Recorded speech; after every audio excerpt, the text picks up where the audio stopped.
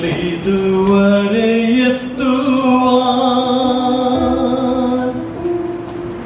നീ മാത്രമെൻ ദൈവമേ. ഞങ്ങളിതുവരെ എത്തുവാൻ നീ മാത്രമെൻ യേശുവേ. ഞങ്ങളിതുവരെ എത്തുവാൻ നീ മാത്രമെൻ ദൈവമേ. ഞങ്ങളിതുവരെ എത്തുവാൻ നീ മാത്രമെൻ യേശുവേ. കഴിവല്ല നിൻ കൃപയാണേ, ബലമല്ല നിൻ ദയയാണേ. കഴിവല്ല നിൻ കൃപയാണേ, ബലമല്ല നിൻ ദയയാണേ. ഞങ്ങളിതുവരെ എത്തുവാൻ നീ മാത്രമെൻ ദൈവമേ.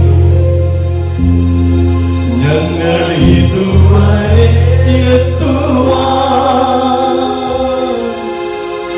നീ മാത്രമെൻ യേശുവേ. രോഗിയായി മാറിയപ്പോൾ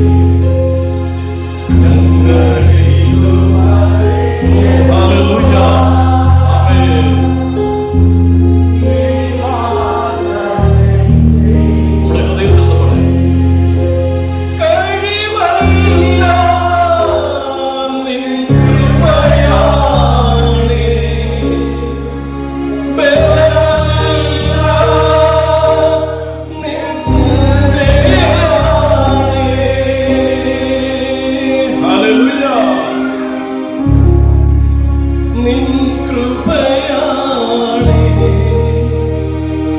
ബലമല്ല നിൻ ദയയാണേ. ഹല്ലേലൂയ. ദൈവത്തിന് സ്തോത്രം. കർത്താവിന്റെ അതിപരിശുദ്ധവും ധന്യവുമായ തിരുനാമത്തിന് നന്ദിയുള്ള ഹൃദയത്തോടെ സ്തോത്രം ചെയ്യുന്നു.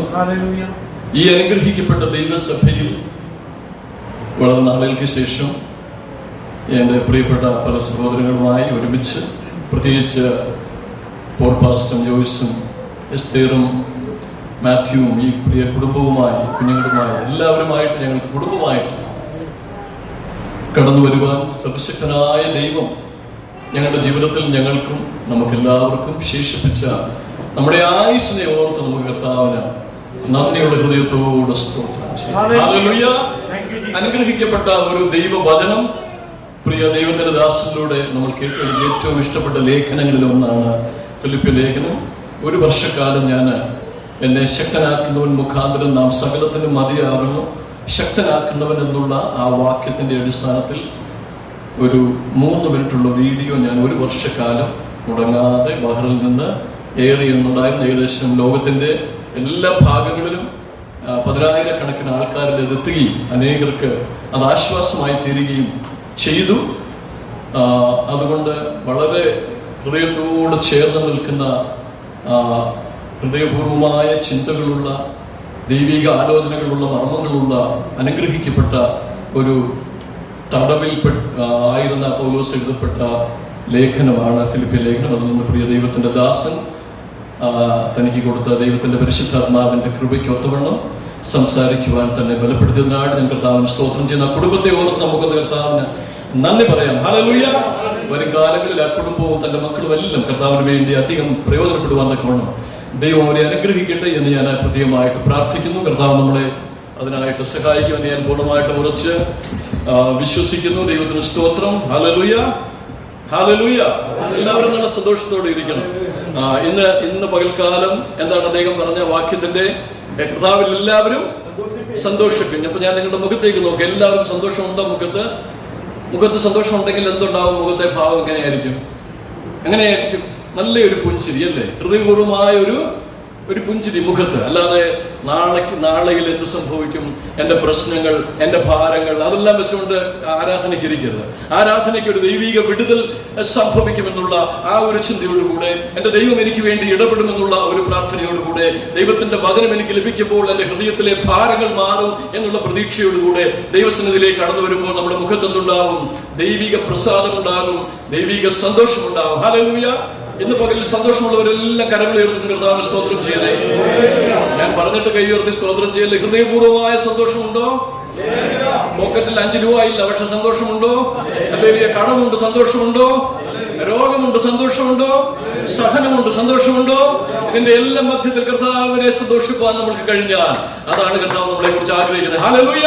എല്ലാം ഉള്ളപ്പോൾ നമുക്ക് സന്തോഷിപ്പാനൊക്കെ വകയുണ്ട്. പക്ഷെ ഒന്നുമില്ലാതിരിക്കുമ്പോൾ, ദുഃഖമുള്ളപ്പോൾ, കണ്ണുനീരുള്ളപ്പോൾ, രോഗമുള്ളപ്പോൾ, വേദനയുള്ളപ്പോൾ കർത്താവിൽ സന്തോഷിപ്പാൻ കഴിഞ്ഞാൽ, ഹല്ലേലൂയ. തടവിലായിരുന്നപ്പോൾ തടവിന്റെ ഏകാന്തതയിൽ, ഹല്ലേലൂയ, ഒരു നേരത്തെ റൊട്ടിക്കഷണം ഒരു ഇടവേളയിലൂടെ മാത്രം ഇട്ടുകൊടുത്തുകൊണ്ടിരുന്ന, ഹല്ലേലൂയ, ഒന്ന് പുതയ്ക്കുവാൻ ഒരു നല്ല പുതപ്പില്ലാതെ ആ തണുത്ത് വിറങ്ങലിച്ച തറയുടെ മധ്യത്തിൽ കിടന്നുകൊണ്ട് ചർമ്മലിഖിതങ്ങൾ പോലും ഇല്ലാതെ, എഴുതുവാനുള്ള പേപ്പറുകൾ ഇല്ലാതെ, ഹല്ലേലൂയ, കർത്താവിന് വേണ്ടി സന്തോഷിപ്പാൻ, കർത്താവിൽ താൻ നേടിയ സഭയെ ഓർത്ത് സന്തോഷിപ്പാൻ, കർത്താവിൽ താൻ നേടിയ ദൈവമക്കളെ ഓർത്ത് സന്തോഷിപ്പാൻ, വരുവാനിരിക്കുന്ന കാലങ്ങളിൽ ഈ ദൈവത്തിന്റെ വചനം വായിച്ചുകൊണ്ട് അനേകർ യേശുവിനെ അറിയുവാനുള്ള കാലാന്തരത്തിൽ സംഭവിക്കുവാനിരിക്കുന്ന ദൈവിക മർമ്മങ്ങളുടെ വെളിപ്പാടുകളെ ഓർത്തുകൊണ്ട് പൗലോസ് സന്തോഷിച്ചതുപോലെ ഇന്ന് പകൽക്കാലം നമുക്ക് സന്തോഷിപ്പാൻ കഴിയുമോ? ഹല്ലേലൂയ, ഹല്ലേലൂയ, ആമേൻ, ആമേൻ. എല്ലാവരും ഉണർന്നിരിക്കണം കേട്ടോ. ഞാൻ ഇടയ്ക്ക് ചോദിക്കും. അധ്യാപകനായോണ്ട് ചോദ്യങ്ങളൊക്കെ വരും. ഇബ്രാഹിം ലേഖനം, ഞാൻ ഇബ്രാഹിം ലേഖനത്തിൽ നല്ല പറയാൻ പോകുന്നത്, ഞാൻ ആമുഖമായിട്ട് 2 കാര്യം പറയാം. അത് ശ്രദ്ധിച്ച് കേൾക്കണം. ഇബ്രാഹിം ലേഖനം 7-ാം അധ്യായത്തിന്റെ 24-25 എടുക്കണ്ട, ഞാൻ പറയാം. 24-25 കർത്താവിന്റെ, നമ്മുടെ കർത്താവായ യേശുക്രിസ്തുവിന്റെ 2 ഗുണങ്ങളെ കുറിച്ച് വളരെ വ്യക്തമായിട്ട് പറയുന്നുണ്ട്. എന്താണെന്നറിയാമോ? ഇവൻ മാറാത്ത പൗരോഹിത്യം പ്രാപിച്ച് എന്നേക്കും ഇരിക്കുന്നവനായതുകൊണ്ട്. എന്താണ്? എന്നേക്കും ഇരിക്കുന്നവനായതുകൊണ്ട്. രണ്ടാമത് പറയുന്നുണ്ട് 25-ാം വാക്യത്തിൽ, താൻ മുഖാന്തരമായി പിതാവിനോട് അടുക്കുന്നവർക്ക് വേണ്ടി പക്ഷപാതം ചെയ്യുവാൻ സദാ ജീവിക്കുന്നവനാകിയാൽ അവരെ രക്ഷിപ്പാൻ അവൻ പൂർണ്ണ പ്രാപ്തനാകുന്നു. ഹല്ലേലൂയ. 2 കാര്യങ്ങൾ. എന്താണ്? എന്നേക്കും ഇരിക്കുന്നവൻ, സദാ ജീവിക്കുന്നവൻ. ഹല്ലേലൂയ. നമ്മുടെ കർത്താവ് ആരാ? ഒരിക്കൽ മാത്രം വന്ന് ഒരു അവതാരമായിട്ട്, ഒരു കല്ലായിട്ട്, ഒരു വിഗ്രഹമായിട്ട് ഇരിക്കുന്നവനല്ല എന്ന്. അവൻ എന്നേക്കും ഇരിക്കുന്നവനാണ്, സദാ ജീവിക്കുന്നവനാണ്. ഹല്ലേലൂയ. എന്നേക്കും ഇരിക്കുന്നവനായി, സദാ ജീവിക്കുന്നവനായി, നമുക്ക് വേണ്ടി നമ്മുടെ കഷ്ടതയിൽ, നമ്മുടെ വേദനയിൽ, നമ്മുടെ ഭാരത്തിൽ നമുക്ക് വേണ്ടി പിതാവിനോട് പക്ഷപാതം ചെയ്യുവാൻ പിതാവിന്റെ വലത്തുഭാഗത്ത് ഇന്നും ഇപ്പോഴും ഇരിക്കുന്നവനായി ജീവിക്കുന്ന ദൈവമായി നമുക്കൊരു രക്ഷകനുള്ളത് കൊണ്ട് പ്രിയപ്പെട്ടവരെ, നമുക്ക് സന്തോഷിപ്പാൻ എന്തുണ്ട്? വകയുണ്ട്. ഹല്ലേലൂയ. നമുക്ക് സന്തോഷിപ്പാൻ അനവധി കാരണങ്ങളുണ്ട്. കാരണം എന്താ? നമ്മുടെ ദൈവം ജീവിക്കുന്നവനാണ്, അവൻ എന്നേക്കും ഇരിക്കുന്നവനാണ്, വീണ്ടും വരുവാനുള്ളവനാണ്, പ്രത്യാശ നൽകുന്നവനാണ്, പ്രതീക്ഷ നൽകുന്നവനാണ്. മണ്ണമയമായ ശരീരത്തെ മാറ്റി വിണ്മയമായ ശരീരം നൽകി നിത്യതയിലേക്ക് നമ്മളെ ഒരുക്കുന്നവനാണ്. ഹല്ലേലൂയ. നമ്മൾ വിശ്വസിക്കുന്നത് ഒരു മരത്തോടോ തടിയോടോ, ഹല്ലേലൂയ, വിഗ്രഹത്തോടോ കല്ലോടോ അല്ല. ജീവിക്കുന്ന ദൈവം ഇന്ന് നമ്മുടെ മധ്യത്തിലുണ്ട്. ഹല്ലേലൂയ. ഭൂമിയിൽ വെച്ച് 2-3 പേർ എന്റെ നാമത്തിൽ എവിടെ കൂടിയാലും അവരുടെ മധ്യത്തിൽ ഞാൻ ഉണ്ട് എന്നുള്ള ദൈവിക വാഗ്ദത്തത്തിന്റെ അടിസ്ഥാനത്തിൽ ഇന്ന് പകൽക്കാലം നമ്മുടെ മധ്യത്തിൽ ആരുണ്ട്? മോനെ? കർത്താവ് നമ്മുടെ മധ്യത്തിലുണ്ടോ? ഉണ്ടെങ്കിൽ നമ്മൾ എങ്ങനെ ഇരിക്കണം? ഉറക്കം തൂങ്ങിയിരിക്കണോ? അങ്ങോട്ടും ഇങ്ങോട്ടും നോക്കിയിരിക്കണോ? തല ചൊറിഞ്ഞുകൊണ്ടിരിക്കണോ? താടി കൈ കൊടുത്തിരിക്കണോ? ആദരവോടും ഭക്തിയോടും വിറയലോടും ആത്മീയ സന്തോഷത്തോടും സങ്കീർത്തനങ്ങളോടും സ്തുതികളോടും പ്രാർത്ഥനയോടും ആ ജാഗ്രതയോടുകൂടെ എന്റെ കർത്താവ് എന്റെ മധ്യത്തിലുണ്ട്, എന്നെ നോക്കുന്നുണ്ട്, ഞാൻ എങ്ങനെയാ ഇരിക്കുന്നത്, എന്റെ കർത്താവിനെ ഞാൻ ദുഃഖിപ്പിക്കുവാൻ പാടില്ല. അതുകൊണ്ട് നന്നായിട്ടൊന്ന് കുടഞ്ഞൊന്നിരുന്നേ. ഹല്ലേലൂയ എന്ന് പകൽക്കാലം എന്റെ ദൈവം എന്നോടൊന്ന് സംസാരിക്കുവാൻ പോവുകയാണ്. എന്റെ കർത്താവ് എന്നോട് ഇടപെടുവാൻ പോവുകയാണ്. ദൈവത്തിന്റെ വചനത്തിലൂടെ എന്നെ പൂർണ്ണമായിട്ട് വിശ്വസിച്ചുകൊണ്ട് നമുക്ക് കർത്താവിനെ സ്തോത്രം ചെയ്യും. ഹല്ലേലൂയ. ഞങ്ങൾ വന്നത് ബഹ്റിനിൽ നിന്നാണ്. ഇപ്പൊ 8 വർഷത്തോളമായി ബഹ്റിനിലായിട്ട് ഈ സഭയ ദൈവത്തിന്റെ ദാസനും കുടുംബമൊക്കെ ഞങ്ങളെ പ്രാർത്ഥിച്ച് അയച്ചു. നമുക്ക് പരിചിതമായ ഒരു തിരുവചന ഭാഗത്തേക്ക് നിങ്ങളുടെ ശ്രദ്ധയെ ഞാൻ ക്ഷണിക്കുകയാണ്. എല്ലാവർക്കും അറിയാവുന്ന ഒരു ഭാഗത്തു നിന്ന്, പരിചിതമായ ഒരു ഭാഗത്തു നിന്ന് ഒരു 5 ചിന്തകൾ ഞാൻ നിങ്ങളുടെ മുൻപിൽ വയ്ക്കുവാനായിട്ടാണ് ആഗ്രഹിക്കുന്നത്. ഈ ചിന്തകളിലൂടെ ദൈവത്തിന്റെ ആത്മാവ് ഇന്ന് നമുക്ക് ആവശ്യമായിട്ടുള്ള ദൈവിക ദൂത് നൽകും എന്ന് ഞാൻ പൂർണ്ണമായിട്ടും വിശ്വസിക്കുന്നു. ഞാൻ ആ ഭാഗം ഞാൻ വായിക്കാം. മത്തായിയുടെ സുവിശേഷം 14-ാം അധ്യായം. മത്തായിയുടെ സുവിശേഷം 14-ാം അധ്യായം 26-ാം വാക്യം മുതൽ ഞാൻ ഇപ്രകാരം വായിക്കാം. അവൻ കടലിന്മേൽ നടക്കുന്നത് കണ്ടിട്ട് ശിഷ്യന്മാർ ഭ്രമിച്ചു. അതൊരു ഭൂതമെന്ന് പറഞ്ഞ് പേടിച്ച് നിലവിളിച്ചു. ഉടനെ യേശു അവരോട്, ധൈര്യപ്പെടുവിൻ, ഞാനാകുന്നു, പേടിക്കേണ്ട എന്ന് പറഞ്ഞു. അതിന് പത്രോസ്, കർത്താവേ, നീ ആകുന്നു എങ്കിൽ ഞാൻ വെള്ളത്തിന്മേൽ നിന്റെ അടുക്കൽ വരേണ്ടതിനെ കൽപ്പിക്കണം എന്ന് പറഞ്ഞു. വരിക എന്ന് അവൻ പറഞ്ഞു. പത്രോസ് പടകിൽ നിന്ന് ഇറങ്ങി, ശ്രദ്ധിക്കണം, പത്രോസ് പടകിൽ നിന്ന് ഇറങ്ങി യേശുവിന്റെ അടുക്കൽ ചെല്ലുവാൻ വെള്ളത്തിന്മേൽ നടന്നു. എന്നാൽ അവൻ കാറ്റ് കണ്ട് പേടിച്ച് മുങ്ങിത്തുടങ്ങുകയാൽ, കർത്താവേ, എന്നെ രക്ഷിക്കണമേ എന്ന് നിലവിളിച്ചു. യേശു ഉടനെ കൈ നീട്ടി അവനെ പിടിച്ചു. അല്പവിശ്വാസി, നീ എന്തിനു സംശയിച്ചു എന്ന് പറഞ്ഞു. അവർ പടകിൽ കയറിയപ്പോൾ കാറ്റ് അമർന്നു. പടകിലുള്ളവർ, നീ ദൈവപുത്രൻ എന്ന് പറഞ്ഞ് അവനെ നമസ്കരിച്ചു. ഹല്ലേലൂയ. ഈ ഭാഗം നമുക്ക് എല്ലാവർക്കും അറിയാമല്ലോ. ഈ ഭാഗം നമുക്ക് എല്ലാവർക്കും അറിയാം. നമുക്കറിയാം, ഈ ഗലീല കടലിന്റെ തീരത്തൂടെ, ഗലീല കടലിലൂടെ അവർ ശിഷ്യന്മാർ സഞ്ചരിക്കുമ്പോൾ കർത്താവ് പറഞ്ഞു വിട്ട് മറുകര എത്തുവാനായിട്ടുള്ള യാത്രയിൽ ഗലീല കടലിൽ അങ്ങനെ വലിയ ഓളങ്ങളും തിരമാലകളും കൊടുങ്കാറ്റും ഉണ്ടാകുന്ന ഒരു കടലല്ല. ഏകദേശം 90 മൈൽ നീളവും 60 മൈൽ വീതിയുമുള്ള ഒരു ചെറിയ കടലാണ് ഗലീല കടൽ. ആ കടലിൽ അവർ സഞ്ചരിക്കുമ്പോൾ അന്ന് രാത്രിയിൽ വളരെ ഭയാനകമായ കാറ്റും കോളും തിരമാലകളും ഉണ്ടായി.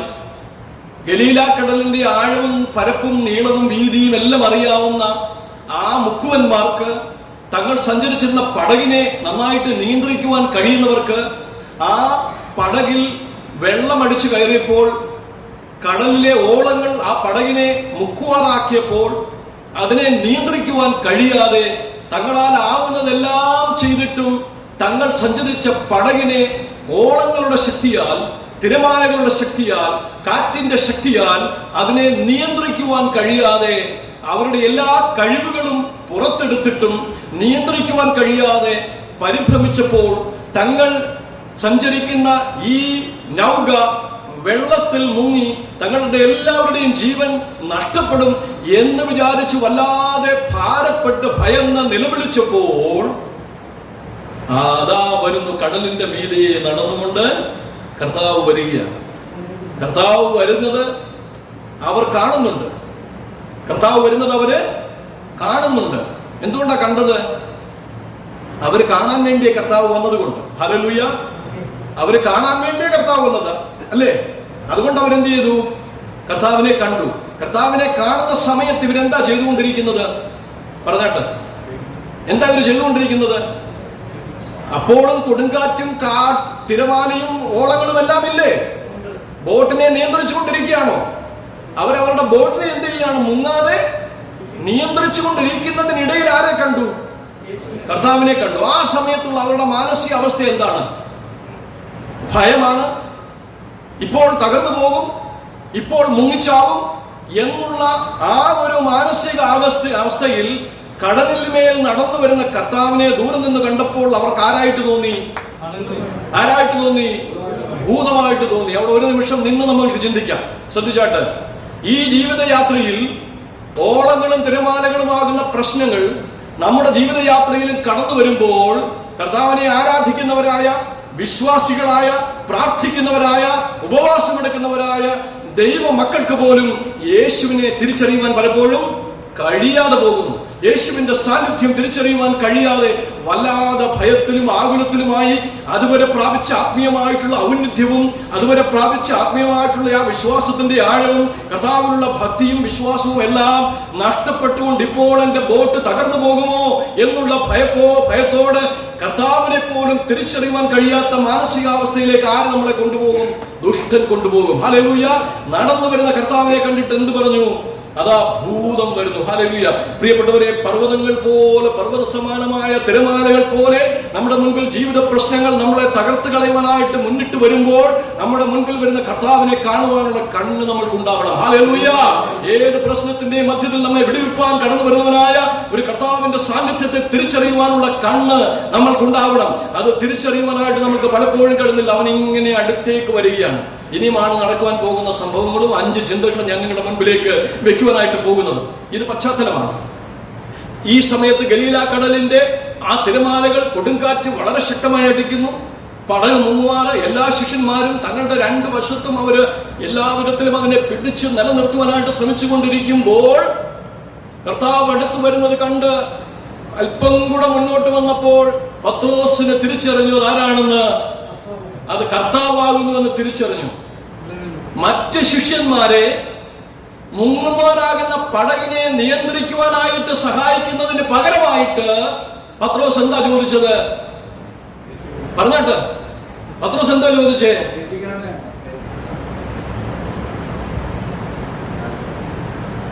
ഭൂതമാകുന്നെന്ന് പറഞ്ഞിട്ട് ഇവർ നിലവിളിച്ചു. ഭയങ്കരമായിട്ട് എന്ത് ചെയ്തു? നിലവിളിച്ചു. ഈ ഇങ്ങോട്ട് നോക്കി ഇല്ല, മോങ്ങാനിരുന്ന നായയുടെ തലയിൽ എന്താ തേങ്ങ വീണെന്ന് പറഞ്ഞതുപോലെ എന്താണ് പടക് എങ്ങനെയെങ്കിലും നിലനിർത്താനായിട്ട് പരിശ്രമിച്ചതിന്റെ ഇടയ്ക്ക് എന്തും കൂടെ വന്നു? ഭൂതം കൂടെ വന്നു. അപ്പോൾ എന്ത് ചെയ്തു?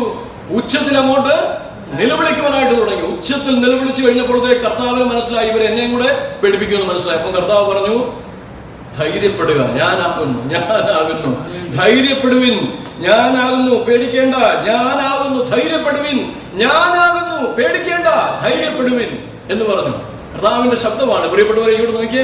ജീവിതയാത്രയുടെ പടകിൽ ഇളകി മറിയുന്ന ജീവിതാനുഭവങ്ങളിലൂടെ ആരെങ്കിലും സഞ്ചരിക്കുന്നുണ്ടെങ്കിൽ ഇപ്പോൾ എന്റെ ബോട്ട് വെള്ളത്തിൽ താണു പോകും, തകർന്നു പോകും, വേദനയോടെ ഞാൻ ഇല്ലാതായി പോകും, എന്റെ പ്രശ്നം എന്നെ ഞെരുക്കും, ഞാൻ ഹല്ലേലൂയ വലഞ്ഞു പോകും, ഇനി എനിക്കൊരു പ്രതിവിധിയില്ല എന്ന് പറഞ്ഞ് ഞെരുക്കുന്ന ആരെങ്കിലും ഇന്ന് പകൽക്കാലം ഇവിടെ ഇരിപ്പുണ്ടെങ്കിൽ ഈ ഒരു വാക്യം കേട്ടാൽ മതി, ധൈര്യപ്പെടുവിൻ, ഞാനാകുന്നു, കൂടെയുണ്ട് ഞാൻ, ഹല്ലേലൂയ, ഞാനാകുന്നു, പേടിക്കേണ്ട, കൂടെയുണ്ട് എന്റെ സാന്നിധ്യം എന്ന് കേൾക്കുന്ന യേശുവിന്റെ ശബ്ദം കേൾപ്പാൻ നമ്മുടെ കാതൊന്ന് വിട്ടുകൊടുക്കണം, നമ്മുടെ ഹൃദയം ഒന്ന് വിട്ടുകൊടുക്കണം, അതൊന്ന് സ്വീകരിപ്പാൻ നമ്മുടെ മനസ്സിനെ ഒന്ന് ഒരുക്കണം. ഞാനാകുന്നു, പേടിക്കേണ്ട. അപ്പോൾ പത്രോസ് നിലവിളിച്ചുകൊണ്ടിരിക്കുക. ആദ്യം പത്രോസ് എന്ത് ചെയ്ത് കാണും? പറഞ്ഞിട്ട് ഞാൻ ഇതെല്ലാം വിഷ്വലായിട്ട് കാണുക. ആദ്യം പത്രോസ് എന്ത് ചെയ്ത് കാണും? ഉച്ചത്തിൽ നിലവിളിച്ച് കാണും ഭൂതം. കാരണം പത്രോസ് അല്ലേ എല്ലാത്തിന്റെയും ലീഡർ.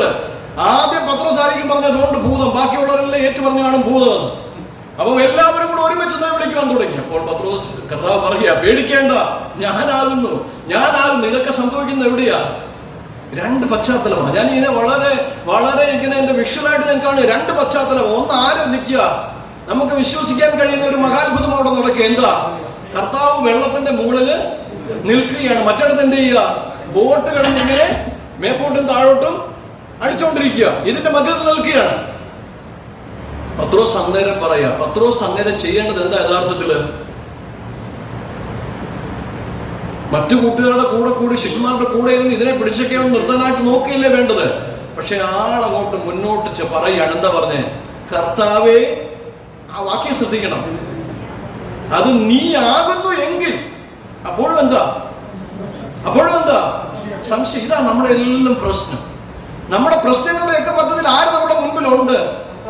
കർത്താവ് നമ്മുടെ മുൻപിലുണ്ട്. പക്ഷെ നമുക്കൊരു സംശയം, ആരാന്നാ? ഇത് കർത്താവാണോ എന്നൊരു സംശയമാണ്. കർത്താവ്, ഇത് നീ തന്നെയാണോ? ഇത് നീ തന്നെയാണോ? എന്റെ പ്രശ്നത്തിന് പരിഹാരം തരാനായിട്ട് നീ ആണോ ഈ വന്നേക്കുന്നത്? ആണോ എന്നുള്ളൊരു സംശയമാണ്. അപ്പൊ പത്രോസ് ചോദിക്കുക, കർത്താവേ, അത് നീ തന്നെയാണ് എങ്കിൽ ഒരു കാര്യം നീ ഒന്ന് ചെയ്യണം. എന്താ? ഞാൻ വെള്ളത്തിന്മേൽ നിന്റെ അടുക്കൽ വരേണ്ടതിന് കൽപ്പിക്കണം. അവിടെയും കേട്ടോ അല്പം വിവരമുണ്ട്. എന്താ? അല്പം ഒരു വിവരമുണ്ട് പത്രോസിന്. എന്താ? നീ കൽപ്പിക്കാതെ എനിക്ക് വരാൻ പറ്റും. പറയുകയാണ്, നീ ആകുന്നുവെങ്കിൽ നീ എന്ത് ചെയ്യണം? എനിക്കും വെള്ളത്തിന്റെ മുകളിൽ കൂടെ ഒന്ന് നടക്കണം, നിന്റെ അടുത്തേക്കൊന്ന് വരണം. അതിന് നീ എന്ത് ചെയ്യണം? ഒന്ന് കൽപ്പിക്കണം. പ്രിയപ്പെട്ടവരെ, ഞാൻ ആ ചിന്തയിലേക്ക് വരാം. കർത്താവ് വേറെ ഒന്നും പറഞ്ഞില്ല, വരിക. കർത്താവ് എന്താ പറഞ്ഞേ? വരിക, ധൈര്യത്തോടെ വരിക. ഇങ്ങോട്ട് നോക്കി, അവിടെ ലോകത്തിലെ മഹാ അത്ഭുതം അവിടെ സംഭവിക്കുകയാണ്. എന്താണെന്ന് അറിയാമോ? എന്നിട്ട് പറയുകയാണ്, പത്രോസ് പടകിൽ നിന്ന് ഇറങ്ങി. കാണാൻ പറ്റുന്നുണ്ടോ? എങ്ങനെയാ പടകിന്റെ ഒരു നിൽപ്പ്? എങ്ങനെയാ? ആടി ഒലഞ്ഞു നിൽക്കുന്ന നിപ്പ. കാരണം ഇങ്ങനെ കിടന്ന് ആടുന്നതിന്റെ ഇടയ്ക്ക് കാല് താഴോട്ട് വെച്ചാൽ നേരെ എങ്ങോട്ടാ പോകുന്നേ? വെള്ളത്തിലോട്ടാ പോകുന്നത്. ഈ ആടിക്കൊണ്ടിരിക്കുന്ന പടകിന്റെ ഇടയ്ക്ക്. അപ്പൊ നമുക്ക് ഒരു കാര്യം മനസ്സിലാക്കണം, എന്റെ മുൻപിൽ സമയം പോടുകയാണ്. യാക്കോബും യോഹന്നാനും ബർത്തലോമായും എല്ലാരും എന്തുവാ? ഇവരെ തൊഴയും എല്ലാം വെച്ച് ഇങ്ങനെ പിടിച്ചുകൊണ്ടിരിക്കുന്നതിന്റെ ഇടയ്ക്ക് ഈ പത്രോസിനെ മിക്കവാറും ചീത്ത വിളിക്കുന്നുണ്ടായിരിക്കും. ഇവരെന്തോ ഈ കാണിച്ചു കൂട്ടുന്നത്, ഞങ്ങളെ ഒന്ന് സഹായിക്കേണ്ടതിന് പകരം വെള്ളത്തിന്മേൽ നടക്കാൻ പോകുന്നു. ഇതൊക്കെ അവർ പറഞ്ഞിട്ടുണ്ടാവാം മിക്കവാറും. പക്ഷേ പത്രോസ് നേരെ പടകിൽ നിന്ന് വെള്ളത്തിന്മേൽ ഇറങ്ങി. യേശുവിന്റെ അടുക്കൽ ചെല്ലുവാൻ വെള്ളത്തിന്മേൽ നടന്നു. ഹല്ലേലൂയ. യേശുവിന്റെ അടുക്കൽ ചെല്ലുവാൻ വെള്ളത്തിന്മേൽ നടന്നു. ഇവിടെ നമ്മൾ പത്രോസിന് ഒന്നാമത്തെ പോയിന്റ് ശ്രദ്ധിക്കാം. ഒന്നാമത്തെ പോയിന്റ്, പത്രോസ് ആയിരുന്ന ഒരു ഡിസ്റ്റർബിംഗ് സോണിൽ നിന്ന്, ഒരു അസാധ്യമായ വല്ലാത്ത ഒരു സാഹചര്യത്തിൽ നിന്ന് കർത്താവിന്റെ അടുക്കലേക്ക് ചെല്ലുവാനായിട്ട് സകല ഫിസിക്സിന്റെ ഡിസ്പ്ലേസ്മെന്റ് തിയറിയെയും സകല വിധത്തിലുള്ള ഭൗമിക ഗ്രാവിറ്റേഷൻ നിയമങ്ങളെ എല്ലാം മറന്നുകൊണ്ട് പത്രോസ് ഒരു സ്റ്റെപ്പ് മറ്റ് ശിഷ്യന്മാരെക്കാൾ മുൻപിലായിട്ട് അങ്ങ് എടുക്കുകയാണ്. എന്ത്? മുന്നോട്ടങ്ങോട്ടങ്ങ് ഇറങ്ങി ചെല്ലുകയാണ്. പ്രിയപ്പെട്ടവരെ, ഒരു അസാധ്യമായ ഒരു അത്ഭുതത്തിന് വേണ്ടി ഒരു കാല് മുന്നോട്ടങ്ങ് എടുത്തു വെക്കുവാനായിട്ട് ആര് തയ്യാറായി? പത്രോസ് തയ്യാറാവുകയാണ്. അവിടെ അത് സംഭവിക്കുകയാണ്. അവിടെ വല്ലാത്ത ഒരു സാഹചര്യത്തിലാണ് പത്രോസ് നിൽക്കുന്നത്. പക്ഷേ പത്രോസിന്റെ മനസ്സിൽ ആരുടെ അടുത്ത് എത്തണം? എന്റെ കർത്താവിന്റെ അടുത്ത് എത്തണം. അത് വെള്ളത്തിന്റെ മേലായാലും കൊടുമുടിയുടെ മേലായാലും താഴ്വരയിലായാലും എനിക്ക് എന്റെ കർത്താവിന്റെ അടുത്തോട്ടൊന്ന് എത്തണം. അതിന് പറഞ്ഞു, ഞാൻ അങ്ങോട്ടൊന്ന് വരട്ടെ. അത് വെള്ളമാണോ, വെള്ളത്തിനെ ചവിട്ടിയ മുങ്ങുമോ, കുഴിഞ്ഞു പോകുമോ, ഇതൊന്നും ആ സമയത്ത് ചിന്തിച്ചില്ല. ഏത് സമയത്ത്? ആ ചോദിച്ച സമയത്ത്. അതാണ് വിശ്വാസത്തിന്റെ ഏറ്റവും ഔന്നത്യമായ ഹല്ലേലൂയ. വിശ്വാസത്തിന്റെ ചോദ്യം ചെയ്യപ്പെടാത്ത ഏറ്റവും ഔന്നത്യമായിട്ടുള്ള ഒരവസ്ഥയാണ് പത്രോസ് അവിടെ കാണിക്കുന്നത്. എന്താണ്? എല്ലാം മറന്നുകൊണ്ട്, സകലതും മറന്നുകൊണ്ട്, പ്രപഞ്ച നിയമങ്ങളെ മറന്നുകൊണ്ട്, കൊടുങ്കാറ്റിനെ മറന്നുകൊണ്ട്, കാറ്റിനെ മറന്നുകൊണ്ട്, ഓളങ്ങളെ മറന്നുകൊണ്ട്, സകല നിയമങ്ങളെയും മറന്നുകൊണ്ട് കർത്താവിന്റെ മുഖത്തേക്ക് നോക്കിക്കൊണ്ട് വെള്ളത്തിന്റെ മീതെ ചവിട്ടിയ ആദ്യത്തെ മനുഷ്യൻ. Hallelujah, hallelujah. അത് പത്രോസാണ്. 4-5 അടി മാത്രമേ വെച്ചുള്ളൂ എങ്കിൽ തന്നെയും ധൈര്യത്തോടെ 3-4 അടി മുന്നോട്ട് വെച്ച് ആളങ്ങോട്ട് മുന്നോട്ട് ചെന്ന് കഴിഞ്ഞിട്ട് പെട്ടെന്ന് എന്ത് സംഭവിച്ചു?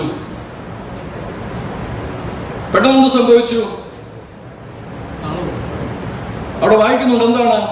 എന്നാൽ അവൻ കാറ്റ് കണ്ട് പേടിച്ച് മുങ്ങിത്തുടങ്ങിയാണ്. നമ്മുടെ എല്ലാ കാര്യങ്ങളും ഇങ്ങനെ. നമ്മൾ ആദ്യം 2-3 സ്റ്റെപ്പൊക്കെ അങ്ങ് ഭയങ്കര ആരംഭ ശൂരത്വത്തോടെ അങ്ങ് വയ്ക്കും. പിന്നെ ലോകത്തിൻ്റെതായിട്ടുള്ള കാറ്റും കോളും പ്രശ്നങ്ങളും ഒക്കെ വന്നു കഴിയുമ്പോൾ എന്തുക അങ്ങ് വല്ലാതെ അങ്ങ് മുങ്ങിത്തുടങ്ങും. അതുകൊണ്ട് ഇന്ന് പകൽക്കാലം ഇവിടെ ഇരിക്കുന്ന ദൈവമക്കളെ ഞാൻ നിങ്ങളോട് പറയാം, നിങ്ങൾക്ക് കർത്താവിന്റെ നാമത്തിന് വേണ്ടി ഏതെങ്കിലും ഒരു പ്രവൃത്തി ചെയ്യുവാൻ ആഗ്രഹത്തോടെ നിങ്ങൾ ഒരു സ്റ്റെപ്പ് മുന്നോട്ട് ഇറങ്ങിയാൽ, അത് കർത്താവിന്റെ മുഖത്തേക്ക് നോക്കി നിങ്ങൾ ഇറങ്ങിയാൽ നിശ്ചയമായിട്ടും അത്ഭുതങ്ങൾ ചെയ്യുവാൻ നമ്മുടെ കർത്താവ് വിശ്വസ്തനാണ്. അതിനുവേണ്ടി വഴിയൊരുക്കുവാൻ അവിടുന്ന് വിശ്വസ്തനാണ്. ചുറ്റുപാടുമുള്ള കാറ്റിനെയും കോളിനെയും കണ്ട് നിങ്ങളുടെ ആ ലക്ഷ്യത്തെ മറന്നു പോകാതെ മുന്നോട്ട് പോയാൽ തീർച്ചയായിട്ടും ഹല്ലേലൂയ അത്ഭുതങ്ങളെ ചെയ്യുവാനായിട്ട് നമ്മൾക്ക് കഴിയും. ഹല്ലേലൂയ. ഇങ്ങോട്ട് നോക്കി, രണ്ടാമത് പത്രോസ് അനുഭവിച്ച ഒരു സന്തോഷമുണ്ട്. അതെന്താണെന്ന് രണ്ടാമത്തെ പോയിന്റ്. എന്താ പത്രോസ് അനുഭവിച്ച ഒരു സന്തോഷം? ഈ ലോകത്ത് ആരും അനുഭവിക്കാത്ത ഒരു സന്തോഷം പത്രോസ് അനുഭവിച്ചു. എന്താണ്? വെള്ളത്തിന്മേല് നടന്നു. ഈ 12 ശിഷ്യന്മാരിൽ ആരും വെള്ളത്തിന്മേൽ നടന്നിട്ടില്ല. ആരാ നടന്നിട്ടുള്ളത്? പത്രോസ് മാത്രമേ നടന്നിട്ടുള്ളൂ. അതൊരു എക്സിലറേറ്റിംഗ് ജോയ് ആണ്. വിശദീകരിക്കാനാവാത്ത ഒരു വലിയ സന്തോഷമാണ്. ആ സന്തോഷം ആർക്ക് അനുഭവിക്കാനായിട്ട് കഴിഞ്ഞു? പത്രോസിന് അനുഭവിക്കാനായിട്ട് കഴിഞ്ഞു. ഞാൻ സമയം മുന്നോട്ട് പോകുന്നതുകൊണ്ട് പെട്ടെന്ന് ഞാൻ പറയാം. പത്രോസ് മുന്നോട്ട് ഇറങ്ങിയത് വെള്ളത്തിന്മേൽ ചവിട്ടാനാണ്, വെള്ളത്തിന്റെ മുകളിൽ കൂടെ നടക്കുവാനായിട്ടാണ്. ഇതൊരു അത്ഭുതകരമായ സംഗതിയാണ്. ഒരു മനുഷ്യനും ചെയ്യുവാൻ കഴിയുന്ന കാര്യമല്ല. നമുക്കറിയാം, പത്മപാദർ എന്നൊക്കെ പറഞ്ഞ് വെള്ളത്തിന്റെ മേലെ നടന്നു എന്നൊക്കെ പറയുന്നൊക്കെ. ഇതൊന്നും അങ്ങനൊന്നും ചെയ്യാൻ കഴിയുന്ന കാര്യമല്ല. അത് അല്പസമയം മാത്രം. അതിനുശേഷമൊന്നും ഇത് അല്ലെങ്കിൽ നമ്മുടെ കണ്ണുകളെ ഒരു മെസ്മറൈസിങ് ഒരു സിറ്റുവേഷനിലേക്ക് കൊണ്ടുപോയിക്കൊണ്ട് അത് സംഭവിക്കുന്നു എന്നുള്ളൊരു തോന്നൽ ഒഴിവാക്കുന്നത് മാത്രമേ ഉള്ളൂ. എന്നാൽ ഇതങ്ങനെയല്ല. പത്രോസ് യഥാർത്ഥമായിട്ട് വെള്ളത്തിന്റെ മീതെ നടക്കുകയാണ് എന്ന് പറഞ്ഞു കഴിഞ്ഞാൽ മൂന്നാമത്തെ ചിന്ത ഇതാണ്. പ്രിയപ്പെട്ടവരെ, അത്ഭുതങ്ങളെ ചെയ്യണമെന്നുണ്ടെങ്കിൽ കർത്താവിന് വേണ്ടി സാധാരണയിൽ നിന്നും അസാധാരണമായ കാര്യങ്ങൾ കർത്താവിന് വേണ്ടി ചെയ്യണമെന്ന് ആഗ്രഹമുണ്ടെങ്കിൽ നമ്മൾ എന്താണ് ചെയ്യേണ്ടതെന്ന് അറിയാമോ? യേശുവിന്റെ മുഖത്തേക്ക് മാത്രം നോക്കി യാത്ര ചെയ്യുക. യേശുവിന്റെ മുഖത്തേക്ക് മാത്രം, ഫോക്കസ് ഓൺ ക്രൈസ്റ്റ്. കർത്താവിന്റെ മുഖത്തേക്ക് മാത്രം നോക്കി യാത്ര ചെയ്യണം. ഇടവും വലവും നമ്മളെ പിടിച്ചു വലയ്ക്കുന്ന ഭൗമികമായ ചിന്തകളിൽ നിന്ന് അല്ലെങ്കിൽ അതിൽ നിന്നൊക്കെ നമ്മൾ മുക്തി നേടിക്കൊണ്ട് കർത്താവിന്റെ മുഖത്തേക്ക് മാത്രം നോക്കി യാത്ര ചെയ്താൽ നമ്മൾക്ക് ഇമ്പോസിബിൾ, അതായത് അസാധ്യമായതിനെ നമുക്ക് നമ്മുടെ ജീവിതത്തിൽ കാണുവാനായിട്ട് നമുക്ക് കഴിയുകയും അത് ചെയ്യുവാനായിട്ട് കർത്താവ് നമ്മളെ പ്രാപ്തരാക്കുകയും ചെയ്യും. എന്തുകൊണ്ടാണ് കർത്താവ് പ്രാപ്തരാക്കുമെന്ന് പറഞ്ഞത്? എന്തുകൊണ്ടാണ് പറഞ്ഞത്? പത്രോസ് ചോദിച്ചു, കർത്താവ് എന്ത് ചെയ്തു? ചെയ്യാൻ പറഞ്ഞു. ഹല്ലേലൂയ. പത്രോസ് എന്താ ചോദിച്ചത്? സാധാരണ കാര്യമാണോ ചോദിച്ചത്? പ്രിയപ്പെട്ടവരെ ശ്രദ്ധിച്ചേ, പത്രോസ് ചോദിച്ച സാധാരണ കാര്യമാണോ? അല്ല. അസാധാരണമായ ഒരു മനുഷ്യനും ജീവിച്ചിരിക്കുന്ന ഭൂമിയിലുള്ള ഒരു മനുഷ്യനും ചെയ്യുവാൻ കഴിയാത്ത കാര്യമാണ്. സാധാരണയായിട്ട് വെള്ളത്തിന്റെ മീതെ നടക്കുവാൻ കഴിയില്ല. അത് പ്രാപഞ്ചിക നിയമമാണ്. എന്നാൽ അതല്ല, അസാധ്യമായ ഒന്നിനു വേണ്ടി തന്റെ ഹൃദയം തുടിച്ചപ്പോൾ അത് ചെയ്യുവാനായിട്ട് പത്രോസിന് കർത്താവ് എന്ത് ചെയ്തു? അനുവാദം കൊടുത്തു. അനുവാദം കൊടുത്ത പത്രോസ് ആരുടെ മുഖത്തേക്ക് നോക്കിയാണ് ഇറങ്ങിയത്? നിങ്ങൾ ശ്രദ്ധിച്ചേ, ഈ ഇളകി മറയുന്ന പടകില് പത്രോസ് ഇറങ്ങാൻ നേരത്തെ ചുറ്റുപാട് നോക്കിയാൽ പത്രോസ് ഒരു സ്റ്റെപ്പ് താഴോട്ട് വെക്കുകയല്ല. പത്രോസ് നോക്കിയത് യേശുവിന്റെ മുഖത്തേക്കാണ്. വെള്ളത്തിന് മേലെ ഇങ്ങനെ യേശുവിന്റെ മുഖത്തേക്ക് നോക്കി ഞാൻ ഇങ്ങനെ ചിന്തിക്കും, നടന്ന് അടുക്കുകയാണ് അങ്ങോട്ട്. ഒരല്പം ദൂരെ, ഒരു 10 അടിയെങ്കിലും അകലെയായിരിക്കും നിൽക്കുന്നു. ഒരു 5 അടിയെങ്കിലും നടന്നു കാണും. അപ്പോഴാണ് പെട്ടെന്ന് ചുറ്റുപാട് നോക്കുന്നത്. നമ്മളിങ്ങനെ ഒരു 5 അടിയൊക്കെ ഒന്ന് നടക്കും, ഭയങ്കര സംഭവങ്ങൾ കർത്താവിന് വേണ്ടി ചെയ്യണമെന്നുള്ളത്. പിന്നെ നമ്മൾ വല്ലാതെ തകർന്നു പോകും, അല്ലെങ്കിൽ ആടി ഉലയും. അങ്ങനെ ആവാതിരിപ്പാൻ കർത്താവ് നമുക്ക് വേണ്ടി അവിടെ സംഭവിക്കുന്ന ഒരു പ്രധാനപ്പെട്ട, അപ്പം ഫോക്കസ് ഓൺ ക്രൈസ്റ്റ്. നമ്മുടെ സിറ്റുവേഷനെക്കാട്ടിലും rather than the circumstances outside, നമ്മുടെ ചുറ്റുപാടുമുള്ളതിനെ നോക്കരുത് എന്ന് ഞാൻ പറഞ്ഞത് നമ്മളെ ഭയപ്പെടുത്തുന്ന, നമ്മളെ വീഴ്ത്തുവാനായിട്ട് നിൽക്കുന്ന ചിന്തകളെ നമ്മൾ വളരുവാൻ അനുവദിക്കാതെ കർത്താവിനെ മുൻനിർത്തി മുന്നോട്ട് യാത്ര ചെയ്താൽ അസാധ്യങ്ങളെ സാധ്യമാക്കുന്ന അത്ഭുതകരമായ ദൈവിക പ്രവൃത്തി നമ്മളിലൂടെ ചെയ്തെടുപ്പാൻ കർത്താവിന് സാധിക്കും എന്നുള്ളതിന് യാതൊരുവിധ സംശയമില്ല. അല്പം അങ്ങോട്ട് മുന്നോട്ട് ചെന്നപ്പോൾ പേടിച്ച് മുങ്ങി തുടങ്ങുകയാൽ എന്ത് സംഭവിച്ചു? കർത്താവേ എന്നെ രക്ഷിക്കണമേ, കർത്താവേ എന്നെ രക്ഷിക്കണമേ എന്ന് നിലവിളിച്ചു. ഉടനെ യേശു കൈനീട്ടി അവനെ പിടിച്ചു. ഇവിടെ വെച്ച് പത്രോസ് മനസ്സിലാക്കുന്ന, അല്ലെങ്കിൽ നാം മനസ്സിലാക്കേണ്ട ഒരു ഏറ്റവും പ്രധാനപ്പെട്ട വിഷയമുണ്ട്. നമ്മുടെ ജീവിതത്തിന്റെ, നമ്മുടെ സർവൈവലിന്റെ ഫൗണ്ടേഷൻ എന്ന് പറയുന്ന കർത്താവ്. നമ്മുടെ നിലനിൽപ്പിന്റെ ഫൗണ്ടേഷൻ ആരാ? നമ്മുടെ കർത്താവ്. നമ്മളെ മുങ്ങിത്താഴുമ്പോൾ, നമ്മൾ നഷ്ടപ്പെടുമ്പോൾ, നമ്മൾ വേദനിക്കുമ്പോൾ, നമ്മുടെ പ്രശ്നങ്ങളിൽപ്പെട്ട് വലയുമ്പോൾ നമ്മൾക്ക് കരം തരുവാനായിട്ടുള്ളത് ആരാണ്? നമ്മുടെ കർത്താവ് മാത്രമാണ്. ഈ ഒരു വിശ്വാസം നമ്മളിലേക്ക് ഉറച്ചു വന്നു കഴിയുമ്പോൾ, വീണു പോകാൻ നേരത്ത്, മുങ്ങിത്താഴാൻ പോകുന്ന സമയത്ത് നമ്മളോട് ഭയപ്പെടേണ്ട, ഹല്ലേലൂയ ഞാനുണ്ട് എന്ന് പറഞ്ഞ് നമുക്ക് തരുവാൻ ഒരു കരം നമ്മുടെ കൂടെയുണ്ട്. അത് കർത്താവിന്റെ കരമാണ്. Hallelujah, hallelujah. ഞാനിങ്ങനെ ഒരു ചെറിയൊരു സംഭവം കേട്ടിട്ടുണ്ട്. ഒരു മനുഷ്യൻ ഭൂമിയിൽ വെച്ച് ധാരാളം കാര്യങ്ങൾ കർത്താവിന് വേണ്ടി ചെയ്തിട്ട് മരിച്ചു കഴിഞ്ഞ് സ്വർഗത്തിൽ എത്തിയപ്പോൾ ആരാ? പത്രോസ് അവിടെ കാവൽക്കാരനാണല്ലോ, അവിടെ ഇരിക്കുക. അപ്പം ചോദിച്ചു, നീ അകത്തേക്ക് പ്രവേശിപ്പാനായിട്ട് ചില നിബന്ധനകളുണ്ട്. നീ അകത്തേക്ക് പോകണേ, നിനക്ക് 1000 പോയിന്റ്സ് വേണം. അത് നീ ചെയ്തോ എന്ന് ചോദിച്ചു. ഞാൻ ചെയ്തിട്ടുണ്ട്, ഞാൻ ഇത്ര ആ കാര്യങ്ങൾ ചെയ്തു, ഞാൻ ബിൽഡിങ്ങുകൾ പണിതു, മറ്റു ആ കാര്യങ്ങൾ, ഇതെല്ലാം ശുശ്രൂഷകൾ ചെയ്തു, അതെല്ലാം ചെയ്തു എന്ന് പറഞ്ഞിട്ട് കാര്യങ്ങളെല്ലാം വിശദീകരിച്ച് കഴിഞ്ഞപ്പോൾ പത്രോസ് രജിസ്റ്റർ നോക്കിയിട്ട് പറഞ്ഞു, നിനക്ക് 1 പോയിന്റേ കിട്ടിയിട്ടുള്ളൂ. 1000 പോയിന്റ് വേണം എങ്ങോട്ട് കയറാനായിട്ട്? സ്വർഗത്തിലേക്ക് പ്രവേശിക്കാൻ നേരത്ത്. അന്നേരം ഇദ്ദേഹം എന്ത് ചെയ്യുന്നറിയാമോ? മുട്ടുകുത്തിക്കൊണ്ട് പറഞ്ഞു, കർത്താവേ എന്നോട് കൃപ തോന്നണമേ എന്ന് ഉച്ചത്തിൽ അങ്ങോട്ട് നിലവിളിച്ചു. ഉടനെ പത്രോസ് പറഞ്ഞു, നിനക്ക് 1000 പോയിന്റായി. 1000 പോയിന്റായി. 999 പോയിന്റ് ആ ഒറ്റ നിലവിളിക്ക് കിട്ടിയെന്ന്. ഹല്ലേലൂയ! അവർ ഒറ്റ നിലവിളിക്ക് കിട്ടിയെന്ന് 999 പോയിന്റ്. എന്താ? കർത്താവേ എന്നോട് കൃപ തോന്നണമേ. പ്രിയപ്പെട്ടവരെ, ഞാൻ പറയട്ടെ, സകലതും കൃപയാൽ, സകലതും കൃപയാൽ. ഹല്ലേലൂയ! പൗലോസ് പറഞ്ഞതുപോലെ ഞാൻ ആയിരിക്കുന്നത് കൃപയാൽ. ഹല്ലേലൂയ! എന്നോടുള്ള നിന്റെ കൃപ വ്യർത്ഥമായതുമില്ല. പ്രിയപ്പെട്ടവരെ, നമ്മുടെ ജീവിതത്തിൽ എന്തെല്ലാം നാം നേടിയാലും അതെല്ലാം കർത്താവിന്റെ കൃപ മാത്രമാണ്. മുട്ടിന്മേലിരുന്നു കൊണ്ട് ആ മനുഷ്യൻ ഒരു കഥ പോലെ നിലവിളിച്ച്, കർത്താവേ എന്നോട് കരുണ തോന്നണമേ, എന്നോട് ഹല്ലേലൂയ കൃപ തോന്നണമേ എന്ന് പത്രോസ് ഇവിടെ മുങ്ങിത്താഴാൻ നേരത്ത്, കർത്താവേ എന്നെ രക്ഷിക്കണമേ എന്ന ആ ഒറ്റ നിലവിളിക്ക് ആരുടെ കരമുണ്ട് അവിടെ? പ്രിയപ്പെട്ടവരെ, മുങ്ങിൽ താഴാൻ നേരത്ത് അവന്റെ കരമുണ്ട്. അഗ്നിയിൽ അവന്റെ കരമുണ്ട്. നമ്മുടെ വേദനയിൽ അവന്റെ കരമുണ്ട്. നമ്മുടെ ദുഃഖത്തിൽ അവന്റെ കരമുണ്ട്. നമ്മുടെ സാമ്പത്തിക നഷ്ടങ്ങളിൽ അവന്റെ കരമുണ്ട്. നമ്മുടെ ജീവിതത്തിന്റെ തകർച്ചയിൽ അവന്റെ കരമുണ്ട്. ഹല്ലേലൂയ! ആ കരത്തെ പിടിവിടാതെ മുറുകെ പിടിച്ചുകൊണ്ട് മുന്നോട്ട് പോകുവാനായിട്ട് നമുക്ക് കഴിയണം. ഹല്ലേലൂയ! ഇന്ന് പകൽക്കാലം ഹല്ലേലൂയ കർത്താവ് ഹല്ലേലൂയ നമുക്കറിയാം.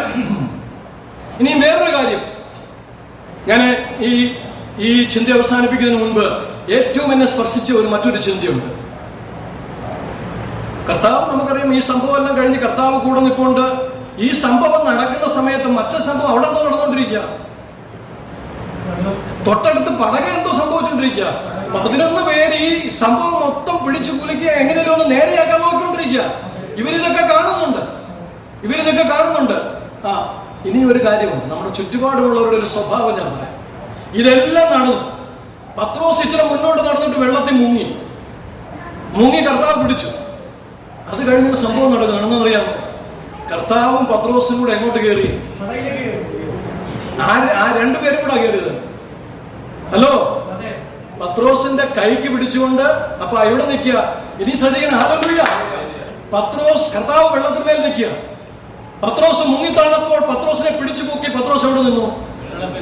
അപ്പൊ 2 പേരും എവിടെ നിൽക്കുക? വെള്ളത്തിന്റെ മുകളിൽ. എന്നിട്ട് പത്രോസും കർത്താവും കൂടെ വെള്ളത്തെ കൂടെ നടന്ന് എവിടെ കയറി? പടയിൽ കയറി. ഹല്ലേലൂയ! അപ്പൊ കർത്താവ് കൈക്ക് പിടിച്ചു കഴിഞ്ഞാൽ നമുക്ക് എവിടെ കൂടെ നടക്കാം? വെള്ളത്തിന്റെ മീതെ നടക്കാം, അത്ഭുതങ്ങളുടെ മീതെ നടക്കാം. ഹല്ലേലൂയ! കർത്താവിന്റെ കരം പിടിച്ചാൽ അത്ഭുതങ്ങളുടെ മീതെ നടക്കാം. കർത്താവിന്റെ കരം നമ്മുടെ കൂടെ ഉണ്ടെങ്കിൽ അത്ഭുതങ്ങളുടെ മീതെ നടത്തുവാൻ അവൻ വിശ്വസ്തനാണ്. ഇനിയും അടുത്ത പോയിന്റ്, ലാസ്റ്റ് പോയിന്റ് പറഞ്ഞ് അവസാനിപ്പിക്കും. 2 പേരും നടന്ന് പടകിലോട്ട് കയറി. കർത്താവ് പടകിലോട്ട് കയറിയപ്പോൾ അവിടെ എഴുതിയിട്ടുണ്ട്, എന്താ? കാറ്റ് അമർന്നു, കടൽ. പ്രിയപ്പെട്ടവരെ, നമ്മുടെ ശരീരം കോരിത്തിരിക്കണോ? നമ്മുടെ ജീവിതമാകുന്ന ഇളകി മറിയുന്ന പടകിന്റെ ബുദ്ധിമുട്ടുകളിൽ, ഭാരങ്ങളിൽ, നിരാശകളിൽ കർത്താവ് അതിലോട്ടൊന്ന് കയറിയാൽ എന്താ? അതൊക്കെ ശാന്തമാകുക. അവിടെ സ്വസ്ഥത കൈവരികയാണ്. നമ്മുടെ അസ്വസ്ഥതകൾ മാറുകയാണ്. നമ്മുടെ നിരാശ മാറുകയാണ്. നമുക്ക് അവിടെ സന്തോഷമുണ്ടാവുകയാണ്. കർത്താവ് പടയിൽ കയറി ശാന്തമായി. ഞാൻ പറയാമെന്ന 5ാമത്തെ പോയിന്റ്, ഈ പത്രോസിനോട് ഒരു കണ്ടംനേഷന്റെ ഒരു പോയിന്റ് അവിടെ വരാറുണ്ട്. എന്താണെന്നറിയാമോ? ഈ കണ്ടംനേഷൻ എന്താണെന്നറിയാമോ? ശിഷ്യന്മാരും ചോദിച്ചു കാണാം, നിനക്ക് ഞങ്ങളെ സഹായിക്കുന്നതിന് പകരം നിനക്ക് ചുമ്മാ വെള്ളത്തിലിറങ്ങി മുങ്ങി താഴാൻ പോകുന്നതിന് പകരമായിട്ട് ഞങ്ങളുടെ കൂടെ ഞങ്ങളെ സഹായിച്ചാൽ പോരാണ്. അവൻ വെള്ളത്തിൽ നടക്കാൻ പോകാൻ, എന്നിട്ട് ഇറങ്ങി വെള്ളത്തിൽ മുങ്ങി. ഇതാണ് മിക്കവാറും ഉള്ളവർ പറഞ്ഞത്. എന്നിട്ട് ശുശ്രൂഷ തുടങ്ങി. കുറെ വലിയ കൊട്ടും ചാട്ടും ഒക്കെ ആയിട്ട് തുടങ്ങിയത്. എന്നിട്ട് ഇപ്പൊ ഇങ്ങനെയാ പോകുന്നത്. ഇത് പറയാനായിട്ട് ആരുണ്ട്? ചുറ്റും ആൾക്കാരുണ്ട്. പ്രിയപ്പെട്ടവരെ, ഇതൊന്നും കണ്ട് നമ്മള് ഭയപ്പെടേണ്ട കാര്യമാണ്. കർത്താവ് പത്രോസിനെ കുറ്റം പറഞ്ഞു. പത്രോസിനെ കുറ്റം പറഞ്ഞു. എനിക്ക് വളരെ നിശ്ചയം ഒരു കാര്യമുണ്ട്. പത്രോസിന്റെ ഈ ഇനിഷ്യേറ്റീവ്സ് ആണ് ആ കർത്താവ് 12 ശിഷ്യന്മാർ അവരെ അല്ലെങ്കിൽ കർത്താവിന്റെ ആരോപണത്തിന് ശേഷം കർത്താവ് നിങ്ങൾ കാത്തിരിക്കണമെന്ന് പറഞ്ഞ ശുശ്രൂഷയുടെ ലീഡർഷിപ്പിലേക്ക് ആരെ കൊണ്ടുവരുന്നത്?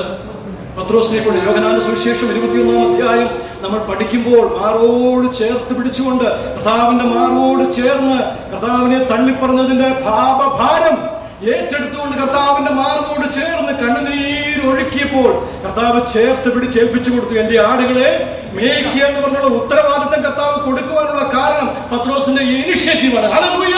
കർത്താവ് ഒരിക്കലും നമ്മുടെ ഒരു ഇനിഷ്യേറ്റീവിനെ, അത് അസാധ്യമായ ഒരു ഇനിഷ്യേറ്റീവ് ആണെങ്കിൽ പോലും അതിനെ കണ്ടം ചെയ്യുന്നവനല്ല, അതിനെ ഉള്ളുകൊണ്ട് അംഗീകരിക്കുകയും ആ അത്ഭുതങ്ങളിലേക്ക് നടത്തുവാൻ വിശ്വസ്തനുമാണ്. ഹല്ലേലൂയ. ഈ പത്രോസിന്റെ നിഴൽ തട്ടി അനേക രോഗികൾ സൗഖ്യമാക്കി, അത്ഭുതങ്ങൾ സംഭവിച്ചു. 5000-ഓളം പേർ സ്നാനപ്പെട്ടു, രക്ഷയിലേക്ക് കടന്നു വന്നു, അത്ഭുതകരമായ ആത്മീയമായിട്ടുള്ള ദൈവാത്മാവിൽ നിറയപ്പെട്ടു, അത്ഭുതങ്ങൾ സംഭവിച്ചു. അവസാനം കർത്താവിന് വേണ്ടി, എന്റെ കർത്താവിനെ പോലെ മരിക്കുവാൻ എനിക്ക് യോഗ്യതയില്ലെന്ന് പറഞ്ഞ് 90 കഴിഞ്ഞ വയോവൃദ്ധൻ തലകീഴായി ക്രൂശിക്കപ്പെട്ട് കർത്താവിന് വേണ്ടി രക്തസാക്ഷിയായി മാറി. ഹല്ലേലൂയ. ഹല്ലേലൂയ. ഇതാണ് പ്രിയപ്പെട്ടവരെ, കർത്താവിന് വേണ്ടി ഇറങ്ങുവാനുള്ള ആ ഇനിഷ്യേറ്റീവിന്റെ അവസാനം എന്ന് പറയുന്നത്. അവന് വേണ്ടി അത്ഭുതങ്ങളെ ചെയ്യുവാൻ, അവന് വേണ്ടി വൻ കാര്യങ്ങളെ ചെയ്യുവാനുള്ള, അത്ഭുതങ്ങളിലേക്ക് നടത്തുവാൻ അവൻ പര്യാപ്തനാണ്, വിശ്വസ്തനായ ദൈവമാണ്. അതിന്റെ ഒരു തുടക്കമാണ് നമ്മൾ അവിടെ കണ്ടത്. അതുകൊണ്ട് ഇന്നിവിടെ കൂടിയിരിക്കുന്ന ദൈവമക്കളെ, നിങ്ങളെ ഏൽപ്പിച്ച ദൗത്യം കർത്താവിന് വേണ്ടി ഒരു ആത്മാവിനെ നേടുവാനാണ്, ഒരു സുവിശേഷം പറയുവാനാണ്. ഹല്ലേലൂയ. പൗലോസ് പറഞ്ഞതുപോലെ സുവിശേഷത്തിന്റെ നിർബന്ധം എന്റെ മേൽ കിടക്കുന്നു. ഹല്ലേലൂയ. സുവിശേഷം ഞാൻ അറിയിച്ചില്ലെങ്കിൽ എനിക്ക് അയ്യോ കഷ്ടം. പ്രിയപ്പെട്ടവരെ, നിങ്ങളെ ഏൽപ്പിച്ചിരിക്കുന്ന ദൗത്യം അതാണ്. നഷ്ടപ്പെടുന്നവർക്ക് വേണ്ടി, കർത്താവിനെ നേടുവാൻ വേണ്ടി അനേകരെ ഹല്ലേലൂയ ചുണ്ടുപലകളാകുവാൻ, വഴിത്താരകളായി തീരുവാൻ തക്കവണ്ണം ദൈവത്തിന്റെ പരിശുദ്ധാത്മാവിൽ നിന്നെ കേൾക്കുന്ന എല്ലാ ദൈവമക്കളെയും അതിനുവേണ്ടി അഭിഷേകം ചെയ്യട്ടെ എന്ന് ഞാൻ പ്രാർത്ഥിക്കുന്നു. അതുപോലെ തന്നെ അസാധ്യതകളെ മുന്നിൽ കാണണം. അസാധ്യതകളെ കണ്ട് ഭയപ്പെട്ട് ഓടുവാൻ പാടില്ല. നിങ്ങളെ കുറിച്ചൊരു ദൈവ നിയോഗം, ദൈവത്തിന്റെ ആത്മാവ് നിങ്ങളുടെ ഉള്ളിൽ തന്നിട്ടുണ്ടെങ്കിൽ അതിനുവേണ്ടി ഒരു ചുവട് വെച്ച് മുന്നോട്ട് ഇറങ്ങുക. കർത്താവ് നിങ്ങൾക്ക് വേണ്ടി അത്ഭുതങ്ങളെ ചെയ്യും. ഹല്ലേലൂയ. ഹല്ലേലൂയ. വിശ്വസിക്കുന്നു, വിശ്വസിക്കുന്നു. അത്ഭുതം ചെയ്യുവാൻ അവൻ വിശ്വസ്തനാണ്. ലോകത്താൽ ആരെങ്കിലും ഇന്ന് പകൽക്കാലം ഭാരപ്പെടുന്നുവെങ്കിൽ, വേദനയാൽ നിങ്ങളുടെ ഹൃദയം കുറുകുന്നുണ്ടെങ്കിൽ, ഏതെങ്കിലും ഒരു വിഷയത്തിൽ നിങ്ങൾ ദുഃഖിക്കുന്നുവെങ്കിൽ, ഒരു നിമിഷം നമുക്ക് പ്രാർത്ഥിക്കാം. നമ്മുടെ കരങ്ങൾ ഹല്ലേലൂയ നമ്മുടെ ഹൃദയത്തോടൊന്ന് ചേർത്ത് വയ്ക്കാം. നമ്മുടെ കർത്താവിന്റെ സന്നിധിയിലേക്ക് നമുക്കൊന്ന് ഏറ്റുകൊടുക്കാം. കർത്താവിനോട് പറയാം, എന്റെ പിതാവേ, ഈ ഒരു പ്രശ്നത്താൽ ഞാൻ ഇന്ന് ഭാരപ്പെട്ട് ഈ സഭയിലായിരിക്കുന്നു. നീ അസാധ്യതകളെ സാധ്യമാക്കുന്ന ദൈവമാണ്. എനിക്ക് വേണ്ടി അത്ഭുതം ചെയ്യുവാൻ നീ വിശ്വസ്തനായ ദൈവമാണ്. ഇന്ന് പകൽക്കാലം എന്റെ ഈ ഭാരം, എന്റെ ഈ ദുഃഖം, എന്നെ അലട്ടുന്ന ഈ ഭാരം, ഞാൻ പലവിധത്തിലുള്ള കാര്യങ്ങൾ ചെയ്തിട്ട് മാറിപ്പോകാത്ത ഈ വൈഷമ്യം, ഈ പ്രതിസന്ധി ഞാൻ നിന്റെ പാദപീഠത്തിൽ നിന്ന് സമർപ്പിക്കുന്നു. അസാധ്യതകളെ സാധ്യമാക്കുന്ന കർത്താവേ, നിന്റെ അത്ഭുതത്തിന്റെ കരം എന്ന പകൽക്കാലം ഇവിടെ കൂടി വന്നിരിക്കുന്ന ദൈവമക്കളുടെ മേൽ പകരുമാറാകണമേ. ഏതെങ്കിലും ഭാരത്താൽ നിന്റെ സന്നിധിയിൽ കടലിനോട് നിലവിളിക്കുന്ന ആരെങ്കിലും ഇന്ന് പകൽക്കാലം ഇവിടെ ഇരിപ്പുണ്ടെങ്കിൽ, ഇന്ന് പകൽക്കാലം പിതാവിന്റെയും പുത്രന്റെയും പരിശുദ്ധാത്മാവിന്റെയും നാമത്തിൽ അടിയൻ അധികാരത്തോടെ പ്രാർത്ഥിക്കുന്നു. അതിന്റെ മേൽ സ്വർഗീയമായ നിയോഗം വെളിപ്പെടുമാറാകട്ടെ. വരും ദിവസങ്ങളിൽ അത്ഭുതങ്ങൾ സംഭവിക്കട്ടെ. ജീവിക്കുന്നവരായ ദൈവത്തിലുള്ള ആശ്രയം നഷ്ടപ്പെട്ടു പോകാതെ അത് വരും ദിവസങ്ങളിൽ വലിയൊരു സാക്ഷ്യമായി മാറട്ടെ. എന്റെ കർത്താവിന്റെ അത്ഭുതം സംഭവിക്കട്ടെ. ഈ സഭയ്ക്ക് വേണ്ടി പ്രാർത്ഥിക്കുന്നു. ദൈവത്തിന്റെ ദാസനെ അനുഗ്രഹിച്ച് പ്രാർത്ഥിക്കുന്നു. തന്റെ ഹൃദയത്തിലെ നിയോഗങ്ങളെ കർത്താവ് ചെയ്യാൻ പോകുന്ന അത്ഭുതങ്ങളാക്കി മാറ്റുമാറാകണമേ.